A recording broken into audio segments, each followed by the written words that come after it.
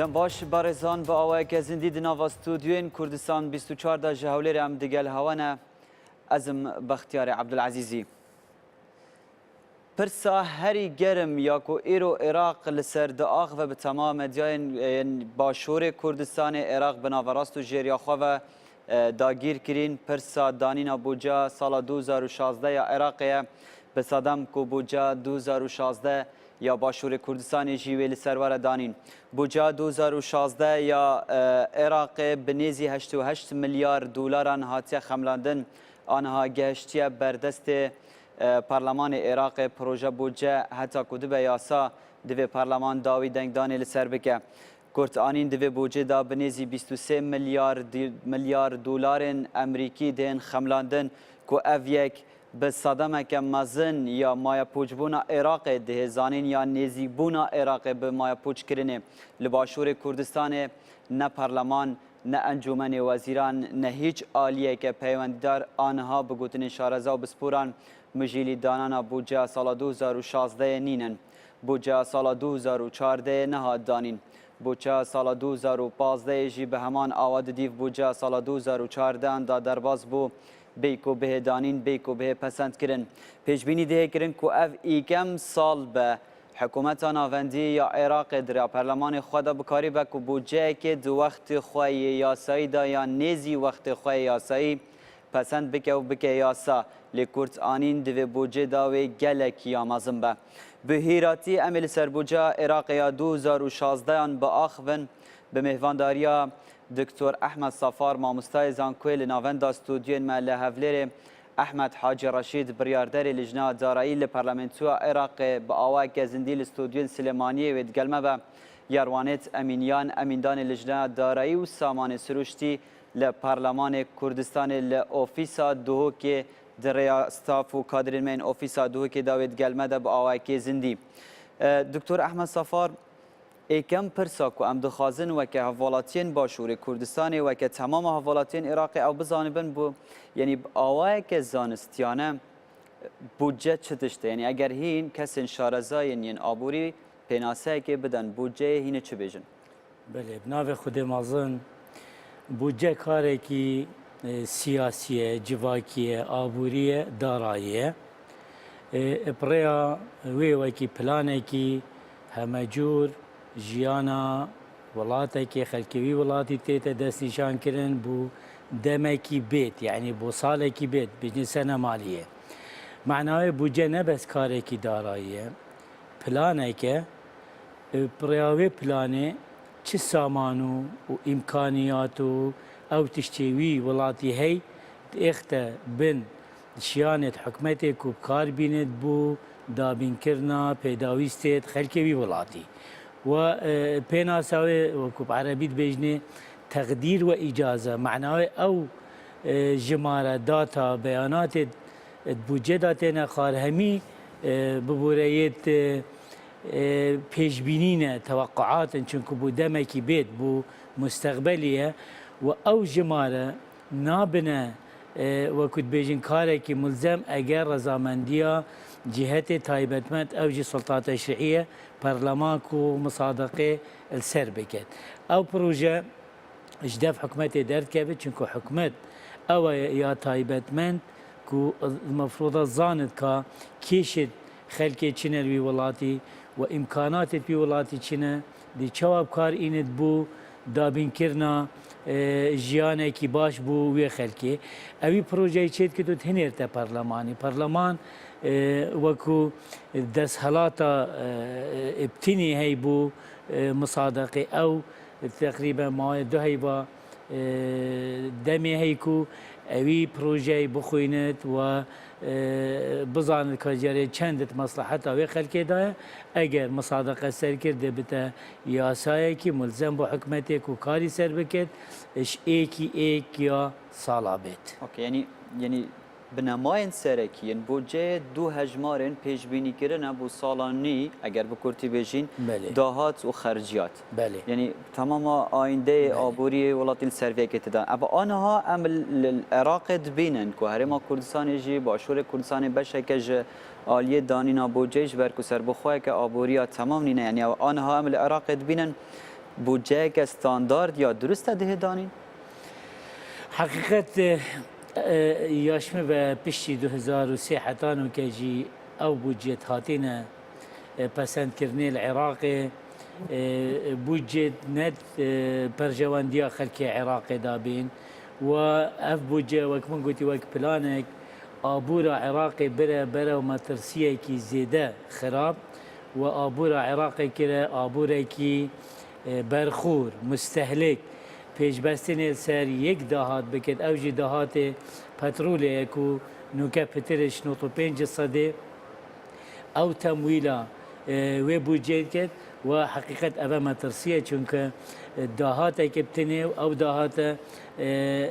کو اتمینت السر علاقات الدولي سر بازار جهاني بهاي بلندت بتو ونزمت بتو دمهي عند جارانه شت اگر جبر كشت ناف خوي بت يعني جربه بت ابا دي كيشك مازن بو عراق تشك تر وقت كي كو غاز هنارتنا غاز بكرته كيشي طبيعي مخابن جهه داخليه هرما كردستان جي كتا نفسها خلتي ونشيا سيستمكي ابوري ريكوبيك سیاستکی آبوریا برجواندیا خلکی هرم دابد پلانکی ریکوپیک کو دارجت بشید مفایش دهات نفته ور بگید و اوی بودجه چیکد کو جیانا خلکی به هرم ریکوپیک بگید و برو پیش ببینه بد دانینا بودجه العراق بریا زیده ساله که لجر و کلینه که یا زانستی لپیمانگه که بریتانی و صادر چه بو که ده پیش بینی کرن تا داویا سال 2017 عراق مایا پوچا خواه راب گهینه یعنی بزمانه که یعنی بیانی ام دبیجن افلاس خواه آبوری یا نقدی العراق به راگهاندن راگهاندن افلاسی بو ولات که زلهز دباره یعنی وزو طاقه خود دباره برهمن ین جر ارت سامان سروشتی دا چه در بکه مازنه بو آینده که خلق به چه چافه دی پیش بینی بکت افلاته پیش بکوه؟ بله معناوی نماناوی ولاتیه هلوشاندناوی ولاتیه ولو بوچونا منیا کسایتی بخو عراق بشتی 2003 نما ولاته کی ریکوپیکو دیف استاندرد ولاته جهانی بوچی چونکو او حکومت هاتن حکم کرین عراقی نشیای کنترل همی عرض عراقی بکت نشیای خدمت گزاری بگین همی پارچت عراقی و بالتالي او دهات هات نه شفافیت دانه بی نه شابکار بیند بو خدمت گزاری بو همی خلک عراقی بکت الدیف اف داتایت نوکه احصائیات نوکه کو بهای گازه برو نزم بونه چت و برانبر و التزامات عراقي وزيدت بن ودينت وزيدت بن اكيد او رصيدي واحتياطي وبيتشو بيجيتي تخارن ومتوقعه احتمال توشي كارسات ببت اگر نو که پنگاف نه اینا هابتن و افداهات غازه نه تبکار اینا بو لواندنا کرتیدیت حقیقیت آبوری وکی کرت چاندن پیش سازی سیاحت و کرتیدی ابد کو تمویل میزانیه یا بودجه بشن بکن الگل غاز یعنی یک بوارن سرکی دانینا بودجه هر سال دا بریا مثلا هاتنا داعش و داگیر کردن یعنی پارچه مازن یعنی اردیج لای و واحزا چکداری و بودجه هری مازن یان بو برگریت شو یان بو کرت پرورده شو لیف داوی و کلین کو آن حال بردسته منه یعنی خوارویا لیسته داویا لیسته ولات مصرت هدش مثلا ین لاوازیا سیستم پرورده ای عراق هر لیسته دانینه یعنی بودجه که و مزناتی بهت دانان آخر او کسین اف بودجه داناین کسبون کو نینراتیا خلکیا کری گلک جار اف گلیش دفعات هست کو ام کسین بسپورند مثلا دانینا بودجه دا بس حتی نها چه جاره کد مثلا دانینا بودجه دا نه استشاره مهاتی کردن یعنی روشکاری مهاتی کردن نه بوچون مهاتی نور گرفتن نه مهاتی بجداری کردن یعنی اف گلیه یا بردامه هوا هیویه که کو اف گلیه درست ببیتیان اف کسین و بودجه دانن درست دانن کو پیدوینا که گازی هوا بهت کردن بله و حقیقتا که جه داخل و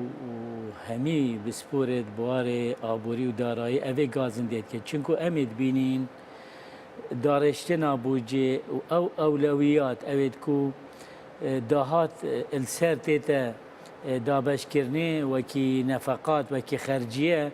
نت مصلحة ونت برجواندية خلكي عراقي وهرما كردستاني جي أبا وك من قلتي وي جواكي عراقي ويد بتا برا وجواكي كي برخور كاك باختيار چێکردنا ئابوورێکی و پێشڤەبرنا ئابوورێکی سێ تشتێ سەرەکی دوێن ئێک سیستەمی ئابووری یاکوت و سیستەمی هەلبژێری سیستەمی مایتێکردنەیە یا مرکزیە یان سیستەمی بازاری ئازادان یە تێکەلە لازم توی سیستەمی هەلبژێری ئەوی بگونجێتل گەل ئیمکاناتێتە و ئارمانجێتە و پێداویستێت خەلکێتە کاچنە ئەو ئێک دوو محتاج سياستك آبوري ريكو بيكك وأبان أولويات شيكت أبتا بحث كري أولويات شنا يعني شتش بتر خلكتا محتاجة أو دهات خود لي خرجكي بريدي ويدي تيت خطوات ويبو صالابات بشكلي أف بوجتين أتشيكرن طبعا يا سيجوك مقولتي بلان أوكو دوان سياسة دارجت دمكي معين دا اف بودجت هاتينا تشيكرن العراقي والهرم يجي وبرو هندي تشد كو بيج بسينه بس سرغازي بكت ابورا حقيقيه مراندي خلكي عراقي وهرمي بد برو خلكي كي برخور استهلاكي برهم نما اف خارنا ازو تدخوين يعني اگر بس اجازه بديما خارنا ازو تدخوين بترش نوط الصدي هميش دربتت هذا معناه امناهيه خوراكي نما تكرت چاندنيه پیش ازازي همي تمران صبح اگر حدودته بيد اگرتن معناه نوط الصديش خارنو بخارنات نامينت وابد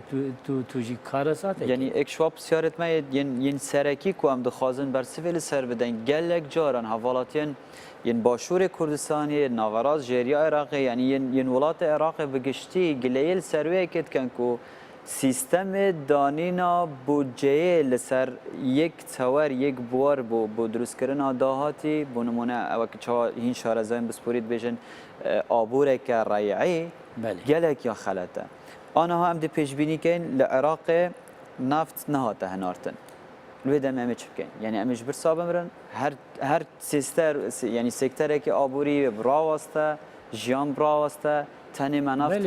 یا نم چه بکن هر وقت نفط نشد معناوی هر $100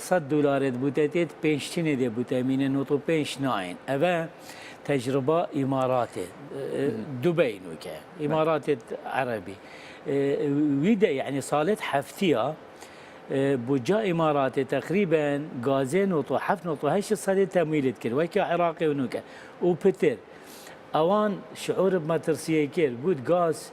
بهايويت جهورين وجريداي بيواندية جهاني وعلاقات دولية بازار جهانية وتأثير بت هر كارساتك تشيد بت إعادة هيكلة تشيكرن اف دهاتش غازت هات بكار إنام بول لواندنا كرتت ديت راستقينه فاوان ديف ميزار امارات ايوان كرتي گشت و گزاري پیش بريه بازرگاني وانوك احتمال غاز كيمترش 40% تمويلا بوجا امارات دليفي بدا من ام بتشنا استوديو خاين سليماني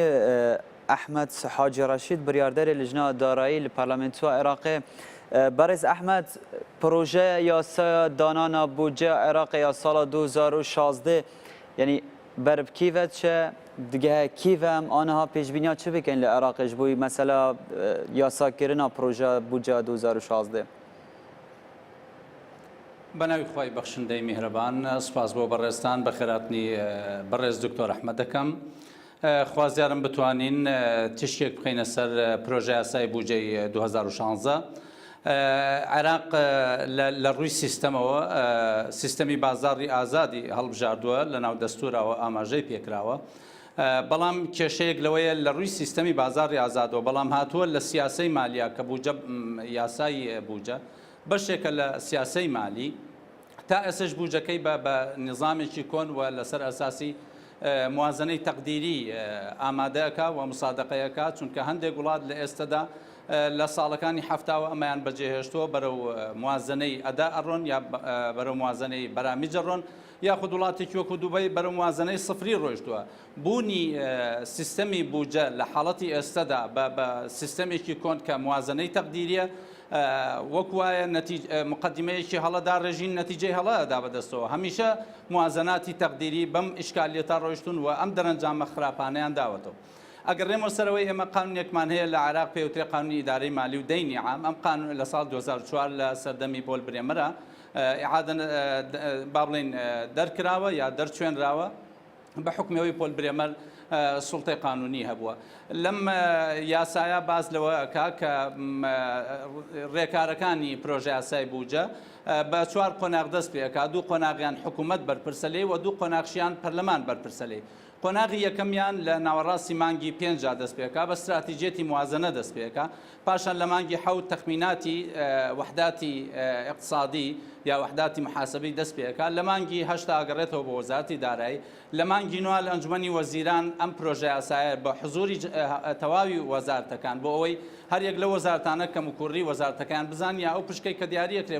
بۆ وەزارەتەکان بیزانن لە 15 کە تەزدیق کراوەکو پرۆژە یاسایەک ئەنێرێ بۆ پەرلەمان لە پەرلەمانە لە دەیدا ئەبێ بگاتە پەرلەمان لە دەیدا تاوەکو یەک کە سەنەی مالی لە عێراقا لە یەک دەست پێکا تاوەکو سیوەکی 12 ئەو ساڵە لە هەندێک وڵاتە سەنەی مالی لە مانگی 4 دەست پێکا وەکو ئەمریکا و لە هەندێک وڵاتیان لە مانگی 7 دەست پێکا بۆیە سەنەی مالی لە وڵاتی ئێمە لە یەک دەست پێکا بۆ سیوەکی 12 کۆتایی دێکەواتان پرۆژە یاسایە ئەبێ لە یەکا بکەوێتە بەردەستی حکوومەت تەنها ئەوەندەی حکوومەتی ئیتیحادی تەنها ساڵی پار لە 27 12 پرۆژە یاسای بوجە تەزدیق کراوە لە پەرلەمان کە بۆ یەکەم جار بوو و ئەم ساڵە پلانەی لیژنەی دارایی دامانناوە کە پلانێکە لە 3 قۆناغ پێک دێ قۆناغی یەکەمیان بریتیە لە خوێندنەوەی یەکەم کەوا لە یەکی 11 پرۆژە یاساکە گەیشتۆتە بەردەستی ئێمە کەواتە خودی پرۆژە یاساکە 20 ڕۆژ دوا کەوتووە پاشان لە 3 11 گەیشتۆتە بەردەستی لیژنەی دارایی و لیژنەی دارایی 3 قۆناغی داناوە قۆناغی یەکەمیان خوێندنەوەی پرۆژە یاساکەیە کە لە 10 مانگ دەستی پێکردووە قۆناغی دووەمیان لە 19 مانگ دەستی پێکردووە تاوەکو 23 مانگ کە مناقەشە و راپۆرتی لیژنەی دارایە کە راپۆرتێکی تێروتەسەل ئامادەکراوە لەبارەی پرۆژە یاساکەوە قۆناغی سێهەم لە 6 12 دەست پێکا بۆ 15 12 ئێمە لە اقتصادا شتێکمانەیەڵێ مع ثوابت المتغیرات الأخرى ئەگەر هیچ گۆڕانکاریەکی دیکە ڕوونەدا بۆ ئەوەی ئەم پلانەی ئێمە تێک بدا لە 15 12 ئێمە خوازیارین کە بتوانین پرۆژە یاساکە لە پرۆژەوە بکەینە یاسایەکی کارپێکرا و پاشان ئەگەڕێتەوە بۆ حکوومەت کە حکوومەت تەنفیزیەکە ئەوە دوو قۆناغی حکوومەتەوە قۆناغی یەکەمیان کە تەشریع عەلا ئێمەیە و قۆناغی متابعە و مراقەبەکردنی پرۆژە یاساکەش دیسان لە ئەستۆی پەرلەمانەکەواتە دوو قۆناغی لە ئەستۆی حکوومەتەوە دوو قۆناغی لە ئەستۆی سڵوتاتی تەشریعی و ڕقابیە کە ئێمە بە دەوری ئەساسی سڵتەی تەشریعی و ڕقابیمان هەیە و مەجالیسی محافەزات دیسان ئەوانیش توانای ئەوەیان هەیە ڕقابە لەسەر بوجە بکەن ئەمە ئەو پرۆژە یاسایە کە ئێستا لە بەردەستی پەرلەمانە پرۆژەکە ئەتوانم بڵێم وەکو ئیطاری عام پرۆژەیەکە کۆپی پێستە لە پرۆژەکەی 2015 تەنها هەندێک بڕگە و مادە شوێنەکانیان ئاڵوگۆڕ کرا و هەندێک ئەرقام بۆ نمونە نەفقات لە 190 تریلیۆن و هاتووەتە 106 تریلیۆن کە قەرار وایە بێتە 101 تریلیۆن و داهاتەکان لە 94 تریلیۆنەوە هاتووەتە 83 تریلیۆن و قەرارە بێتە 78 تریلیۆن عزی موازنە لە 22 تریلیۆن و 700 ملیارەوە وەک خۆی ماوەتەوە کەوا لە سا 21 موازنەی عراقی عزی تۆمار کردووە کە ئەمە ناستان دەرترین موازنە بێ کە ئەو عزە زۆرەی هەیە کە ئەمە وا ئەکات صفەی ئیتیمانی یا تەصنیفی ئیتیمانی عراق بەرەو لاواستر بڕوا بۆیە ئەو تەغتیانەی کە دانراوە بۆ پڕکردنەوەی کورتێنانی موازنەی عراقی بە ئەستەم بڕوا چونکە تەغتیە عجز لە حاڵەتی دەینی خارجی و قروزی خارجی و داخلی و حسابی مدەوەر یاخود ئیصداری نەقدی جەدید کە ئەو دوو فقرەی دووەمیان قرسن بۆ عێراق لە ئێستادا کەواتە تاکە مەلازیا یا شوێن پەنای بۆ بەرێ قەرزکردنە لە ئێستاژا قەرزی داخلی بە حکمی ئەوەی وەزعی اقتصادی عراقی وەزعێکی زۆر ناهەموارە وەزعێکە لە قۆناغی ئینکیماشەوە بەرەو قۆناغی کەسا دەگەڕێتەوە کەوا ئەکات عێراق ئەو بڕەپارەی کە هاوڵاتیان کۆیان کردوتەوە داناوە بۆ بارە ناهەموارن کەواتە عێراق دووچاری ئەوەشە بێتەوە کەوا قەرزی ناوخۆیی دەست نەکەوێت بۆیە پەناباتە بەر قەرزی خارجیش لە ئێستادا حاڵەتێکی دژواری بۆ برس عێراق احمد دروست حاجی رشید امی فگرن سرفان تورو بوارن امی بدریجی باخفن مثلا قرض بدانا خلکی مثلا ورگرتنا وی قرضیش خلکی مثلا وان پارانی یدک و آن حال دست خلکی مای نوی چا بهن در آنین پیشبینیا چاره سرکنا قیران دنیبر امی وان بدریجی باز بکن یعنی گل مثلا دانینا بودجین بهت اوی چند ستاندارتر بن لی دخوازم به یکی از بزانمش آلیه که زانستی و دانینا بودجا 2016 حتی ایرو که اف داخویانی مدیایی و صحاتم برچاف رأيك درست یا زانستی دا در باز دبه دكتور احمد صفار؟ بله الديف يعني زانستي ونظرية بوجي حقا جي خوش حالية أفصال العراق وبيجيرية بينقاوة درستت كت وأكيد بالنسبة حكومة مشروع دبيت خلال يعني ديمايكا هيفاده بجهته برلماني وقهان برلماني دو هيبت هين الشيت جنگشه سر بکت سه مرحله سه قوناغا دابچت که قوناغا اول جنگشه و دانستاندن سر سیاست حکومت بیت کرنه و کو اجراءات سرکی دو مناقشات تفصیلی بند فقره و سه برخب دنه کو اختراع سر مشروع يعني بروجي بوجي كلي والديف سيستمي يعني ديف نظريه بدرستيه تشت وابجي خوش حاليه حقت اگر درفت بدي من الفيريجي خير هاتنا برلمانتاري بريز كاك احمد حاجي رشيد كم حقت برلمانتاري كي شاركه واس متابعت كم نشاطي كي لاوت كت بس بيش بينيه بود كم انه او دوري خوب بيند بو چاره سریه که ببینیم بو کشانا بین هرم و بغداد و افضل میات تکرنه الخلق هرم کردستان کو حتی نو که پارچه کش ولات عراق خاصتا فئتا کارمندا برس یاروانیت امینیان ج اوفیسامه دوه که گلمه ده به آوای که زندیش بوی برسفدان اندام لجنه دارایی و همان دمه اندام لجنه سامان سروشتی لپارلمنتوا کردستانه آنها دکتر احمد صفار و که مامستای زانکوی بسپورک تدارایی گشتی دا دبیجه ام خوشحالن که بودجه عراقی 2016 ریه که زانستی حتی آنها ریه که درست گرتیا برد دمین خدا دیگه های یعنی شهر بودجه دی همیان پتر نیزی که درستیه هیکنگی هینه بکاربن دست خوشیا مامستای زانکوی بخوا جوار گرن یعنی کسین شارزا بسپور دبواره دانینا بودجه دا که امل باشور کردستان جی دکارن و که پارلمنتوا کردستان بودجه که دانن ددم و ساتن زانستی دا در باز ببه سپاس طبعا امجی سپاسیت کن اف بودجه یاسا 2016 وقت خود هاتا دان عراق به امر وکی کردستان جی هکر بودجه ما بدست ما دا بید و ما سربخواه که آوری هبید آنیا اقتصادی و دارایی ما هبید امجی دیشن بودجه خوب رخت مدفد بری سنه مالی خلاص بی وجودی سالاتت بدانیم بس مع الاسف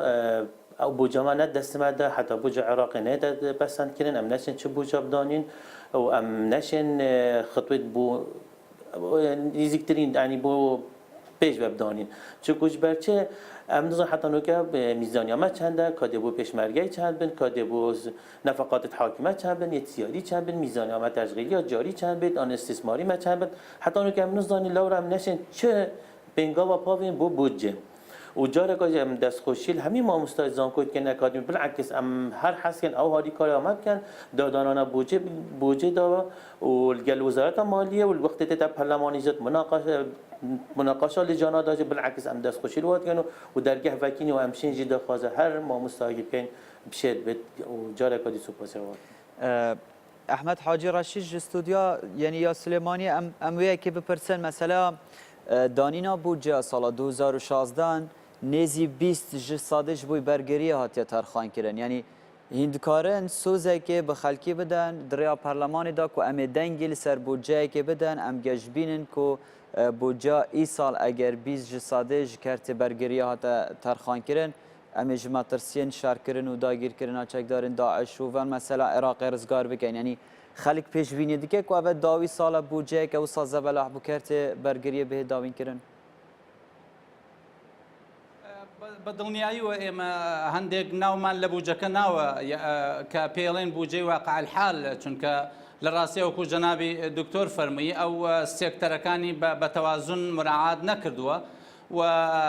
بوجەکە زیاتر بوجەیەکی ئەمنیە یا بوجەیەکی تابعی ئەمنیە چونکە ئەو تەخسیساتەی بۆ ئەمن و دیفاع کراوە زیاد لە حەد زۆرە بەڵام ئەبێ ئێمە ئەومان بیر نەچێت کە فعلەن عێراق لە حاڵەتی حربایە لەگەڵ داعشا و ئەو سەرمایە کە هەی بووە لە ڕووی چەک و تەقەمەنیەوە کە زۆربەی زۆری لەدەست دراوە بە مقارنەتەن ئەوەی کە ماوێتی ئێستا عێراق لە حاڵەتێکی زۆر ناهەموارە بۆ ئەوەی حتا تەقەمەنی لە دەستانیە ئەو تەخسیساتەی کە ئێستا لە ناو موازنە هاتووە من پرسیارم کرد لە بەرپرسانی وەزارەتی دیفاع زیاتر هەوڵی ئەوەیانە کە تەقەمەنی نەک بۆ سیلاحیان بێ کەواتە عێراق لە ڕووی ڕوبەڕووبوونەوەی هێزەکانی داعشەوە لەو ڕۆوە گرفتی بۆ دروست بووە بۆیە زیاتر تەخسیسات بۆ ئەو مەجالە کراوە یعنی ئێکشوان خاڵین کو تو ئاماژێ پێ دەدەیت تو دبێژی ئەس دگەل ئاخفتنا دکتۆرمە کو بودجە بە ئاوایەکە یعنی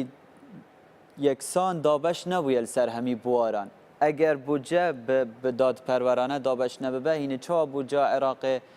پەسەند بکەن هین نەرن خەلکینە و هیم خۆوێت بێژین کو بودجە بە ئاوایەکە دروست لەسەر هەمی سێکتەر و بواران نەهاتێ دابەشکردن من بۆیە تەوزیحم بۆ دایکەوە بوجە بە چوار قۆناغا ڕابەوەی ئەو پرسیارە نەکەی تەوسیفی وەزیفی پەرلەمانتار وازحە کە ئێمە ئەو پرۆژه یاسایی کە لە حکوومەتۆ دێ وەکو باس کرا کە پلانی ساڵانەی حکوومەتە بۆ داهات و خەرجیەکان کەواتە حکوومەت پلانی هەیە بۆ ئەوەی وەزارەتی دیفاع چۆنکە ئێمە ئەو ڕخنەیە ئاڕاستەی حکوومەتەکەین کە زۆرترین بۆ مەجای نەفەقاتی عەسکەری و تەسلیح داناوە ئەوەی دێتە سەر ئێمە تەوسیفی وەزیفی ئێمە وەک پەرلەمانتار بریتیە لەوەی ئێمە چ سەلاحیەتێکمان هەیە ئێمە سێ سەلاحیەتمان هەیە لە پەرلەمان و لە لیژنەی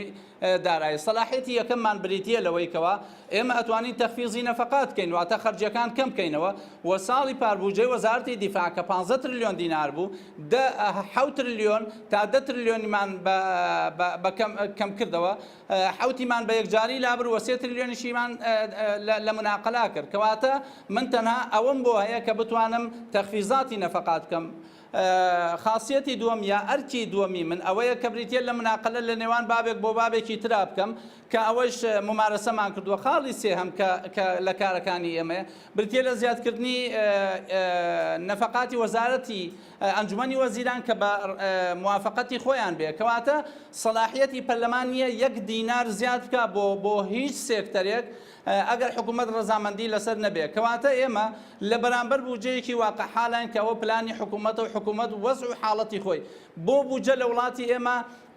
حکوومەت دایڕێژێ لە هەندێک وڵاتە بە مشارەکەدا ئاڕێژێ لە نێوان پەرلەمان و لە نێوان حکوومەتە چکە لیژنەیەکی مختصەیە لە هەردوولا لە هەندێک وڵاتە وەک عێراق پەرلەمان بە تەوری کولی مشارەکە ناکا لە دانانی ئەسڵی پرۆژە یاساکە وەک باسم بۆ کردی لە دوو قۆناغیە کە قۆناغی تەشریعە واتە چوارچێوەی ئەوەی کە لە هەرێمی کوردستان بۆی ڕەبتی کەمەوە بەو مەسئلەیەوە هەرێمی کوردستان لە ئەم ساڵدا بڕواناکەم پرۆژە یاسای بوجێ هەبێ ساڵی پار نەیبووە ساڵی 2014 نەیبووە بوجە بریتیە لەو غیتاء قانونیەی کەوا ڕێگە ئەدا بە کۆکردنەوەی داهات و ڕێگە ئەدا بە سەرفکردنی نەفەقات کەواتە لە حاڵەتی بوونی غیتاءێکی قانونیە واکە کە کەس نەتوانێت لە خۆی و پارە سەرف بکات چونکە معلومی جەناب و بینەرانیشتان بێەوە برای بەڕێزیشم کاک دکتۆر و ئەو بەڕێزەی دیکەش بوجەی عێراق لە 2004ەوە حتاوەکو 2016 ئەوەی بەناو قانونی موازنات تێپەڕیوە دوای متابعەکردنی ئێمە 113 تریلیۆن دینار لە خارجی موازنەوە سەرف کراوە کەوا سولەف سەرف کراوە کەس نازانێ ئەو سولفانە بۆ چه حسابێک سەرف کراوە یاخود بە چه غیتاءێکی قانونی سەرف کراوە بۆیە ئێستا ئێمە لە بەدواداچوونیان بۆ ئەو مەسئلەیە بۆیە کاتێک کە حکوومەت بوجەیەکە نێرێ بۆ من پرۆژە یاسایەکە نێرێ بۆ من ئەتوانم نەفەقاتی لێکەم کەمەوە و مناقەلەی تیا بکەم گۆڕینی برگە ساڵی پارە ئەو تەجوبەیەمان کرد دوای محکەمەی ئیتیحادی هەڵی وەشاندووە ئەوانەی کە ئێمە کردبوومان بۆیە پلانی حکوومەت ئێمە تەصدیقمان لەسەر وە غیتائی قانونی بۆ دۆزینەوە بەڵام پێویست دەکات لە کاتی ئەو غیتاء قانونیە نەیەڵین بەرژەوەندەکانی هاوڵاتیان یاخود لە ڕووی اقتصادیەوە منفعەی حەدی ئەو پارانەی کە سەرفەکرێ لە ڕووی نەفەقاتەوە ئایا فعلا منفعە حەدیەکە ئەدایانە بەرز ئەحمەد ئەگەر دەلیێ بدەمە دکتۆر ئەم دێ پشتی vê navbirê behsaweyekê kên karê نبونا دیوانا چاودریا دارایی لعراق کو بوجک او صابه دان و دیف دا دیف چون لسر نبید کارت اف پاره چاوا برزه کرد چاوا صرف کرد خرجات نوی چاوا بون یعنی اف مثلا نبونا دیوانه کا یا ترکمن یا بهز لعراق ما ترسیاوی دی چند بیل سر عبور عراق بگشتی ام پشتی و نافبره دی بحث بکن برز آن پشتی و نافبره دی سانمه و گرنامه بردامی بدهین دمجمه خواهد تایبت لسر بوجه عراق یا 2016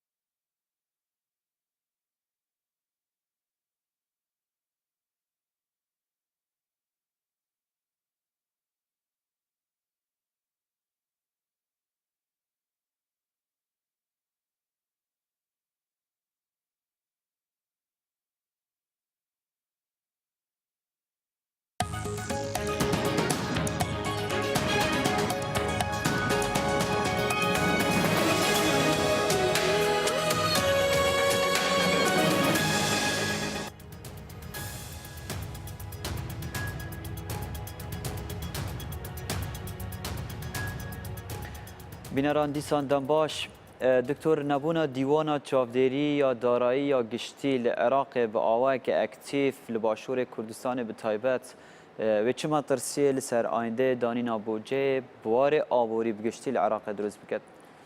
بله حقیقت جه داخل ابخو مروبیت واقعی به سیستم دارایی العراقی یکی سیستم تحرر پیشکفتی می حتی صالت نوطاجي بلي او شرط عراق شويه نابدا او كاودانت بسبب عراقي هاتين حقيقه هميش ولتيكل ايكرن نوكا او سيستما مايا نظري سر ورقه بتني عمليا نينا ديوانا چافديري ودارا عراقي هي ابخو مساله چافديريه سي نوعي چافديريه هي رقابه چافديريه اداريه هي كو وزاره ماليه سر وزارات الدبكت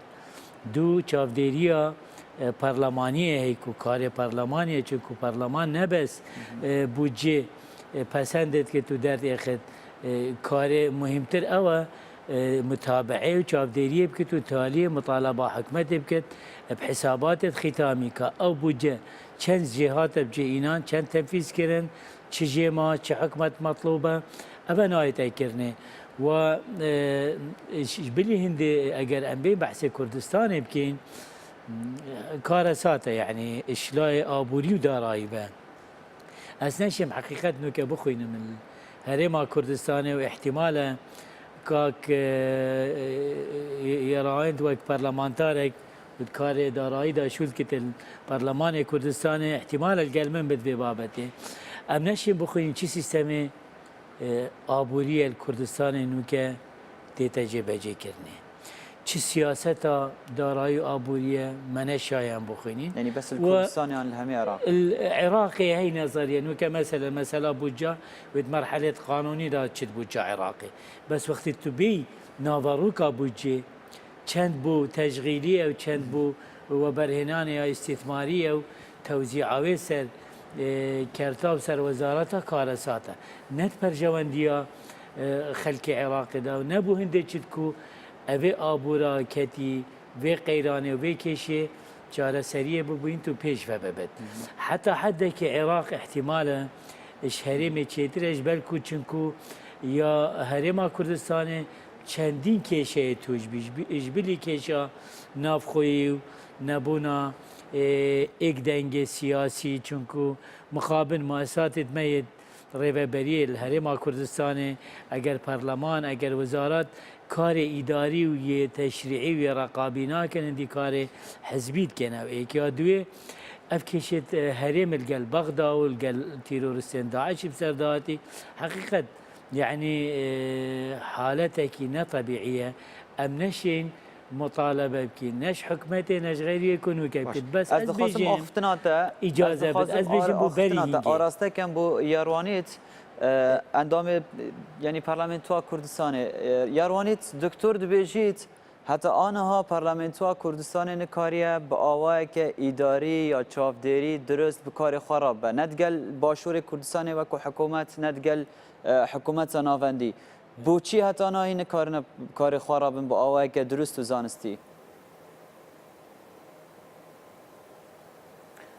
الفيري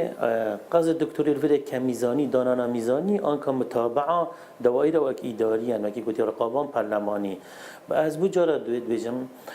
وك ميزاني مادم دهات دسته دانينا تو نشه چه ميزاني بداني ابا واقعه و گفت که امنشین چکو دهات اک دست مردانی نه میزانی 2015 بیجین اول کاتر کردن اتفاق کاتر کردن 550,000 برمیل افریقان پریکاسوم و 300 کرکی که 250 ما 17 صد میزانی عراق دنما پشتی سیادی و حاکمه جد برن اما ولو سر هات اتفاق کردن یا ساعت او دیگرن بس نافی یا سایدا ثخرك قانون مطاطي هذا كلام مادة رقم ده بود تشك وصابت بيجي هكي هر طرفه كي ملزم نبوب في اتفاق طرف ديجي ناقت يعني تشكي مطاطي هر دو طرف جيب تشتشت ياساي سر نادا كلام لو راز بيجم امنش الميزاني بدانين هكا ده هذا كما دست ما دانا بيت چکه ام گازا خو فروشین آن غاضب دست بگم استثمار کن آن هر زراعه بید صناعه بید تجاره بید استثمارات بید دا امشین دهات خود تنظیم کن اول وقتی یا پارلمانی کار پارلمانی از بیشتر کار پارلمانی وصايا چون میزان 2014 نبود یا 14 نبود باز نبود نشان متابعه حکمت بکن سر راست دارایی معد هکل اختلاس که بید آن تشتکی تو صاحبن آن کرپشن که اداری هبید بس وقتی یا میزانی طبعا چون میزانی این 2014 و 15 لو رام نشان يعني متابعه بارز ياروانيت آنها لهمبريتا بحضوراتا وكأندام برلمانتوا كردستان دكتور أحمد صفار دبيجا برلمانتو هند کار پارلمانتاری و نینراتیا خلکی نکن هندی کار حزبیت کن هین لپارلمانتی رینشتنه هین نینرن خلکی نه یا هین نینرن حزبی نه جبرکو گلک جارن افگوتنه دوباره دبه شارزاین بسپور یعنی بوارن آبوری بتایب بداد بیجن جبرکو چاو خلکی زیدل بوار آبوریت بیجن دریا پارلمانتوی دا یعنی گوراپانا پارلمانتوی هولا پارلمانتوی بویا دلیوه دروست کرنا یعنی یا کشه او حل کردن وان کشه سیاسی یعنی بکرتی هنی نرن خلکینه یا هنی نرن حزب سیاسی نه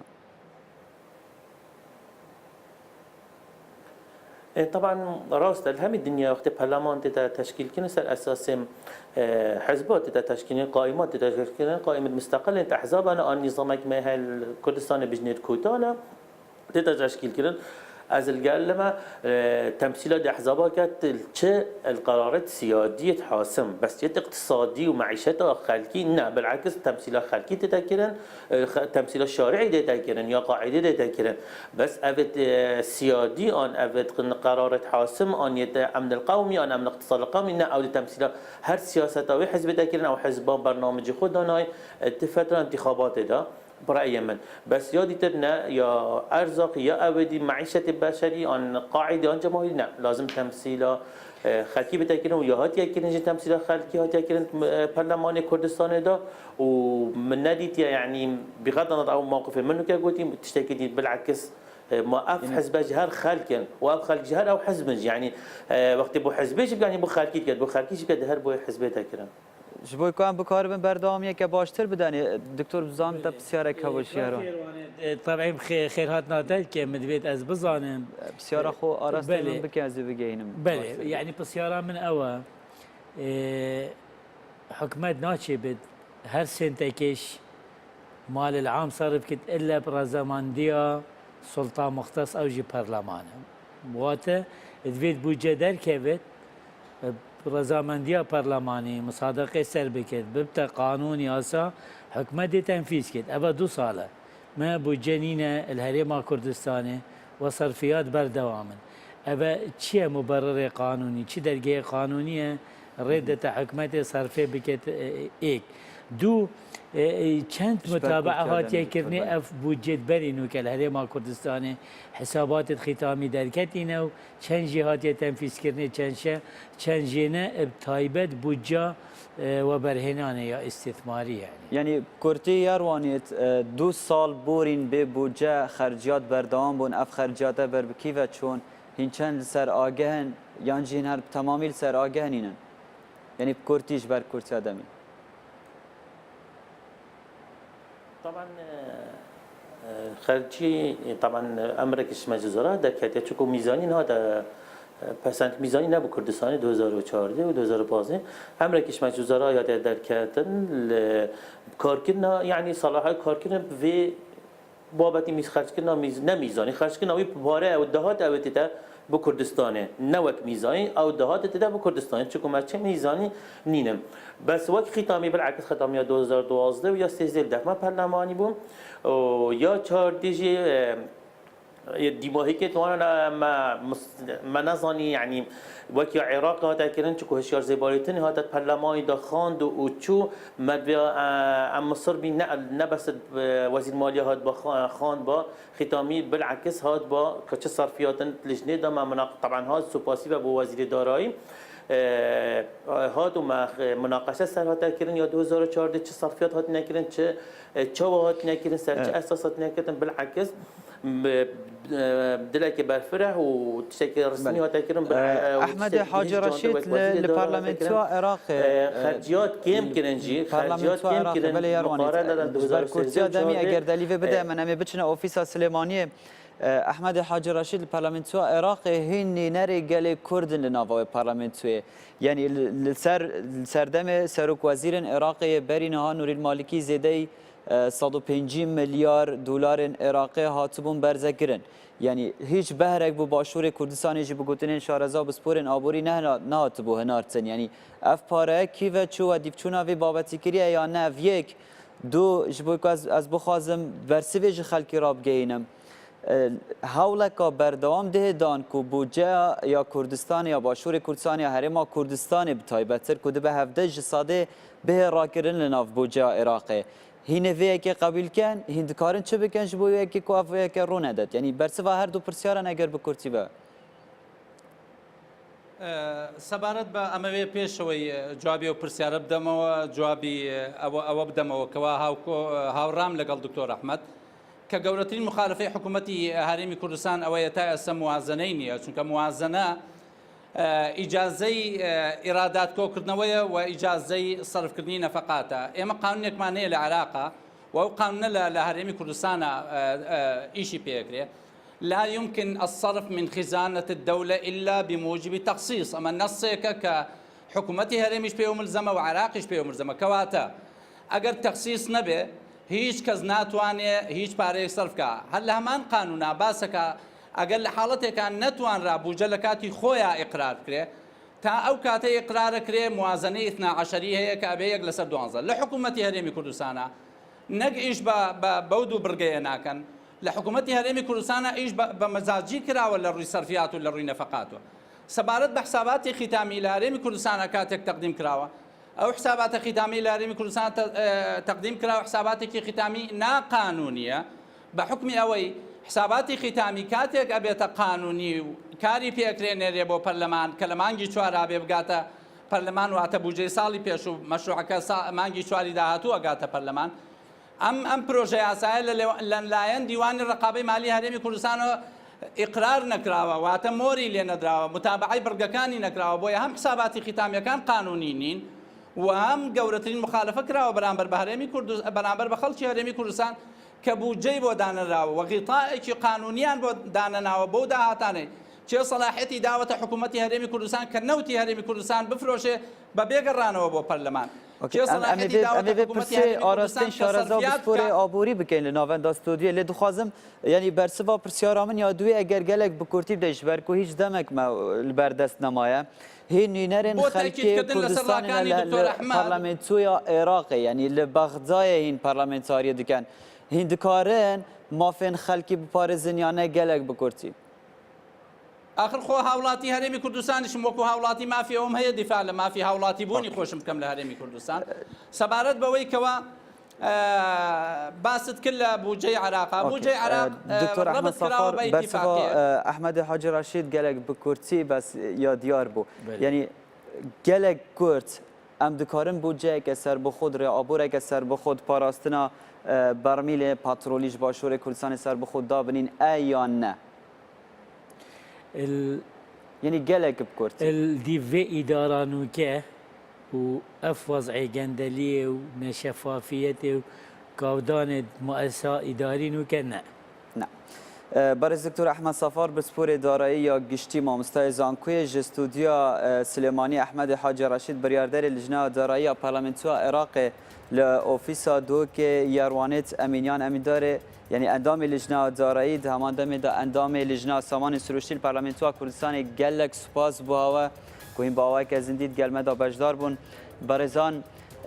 ساعته که تایبت دمجمره که تایبت دانینا بودجه 2016 یا عراق دا گلک یا کرده تو بکار بی بهیراتی بحثا بودجه بکی لیم سوزید دن دا اکران کردستان 24 دن بردوان بن هیراتیان لسر بودجه 2016 یا عراق و کردستان جهوارا دیار بکین به هجمار دیگر مدا بردوان بن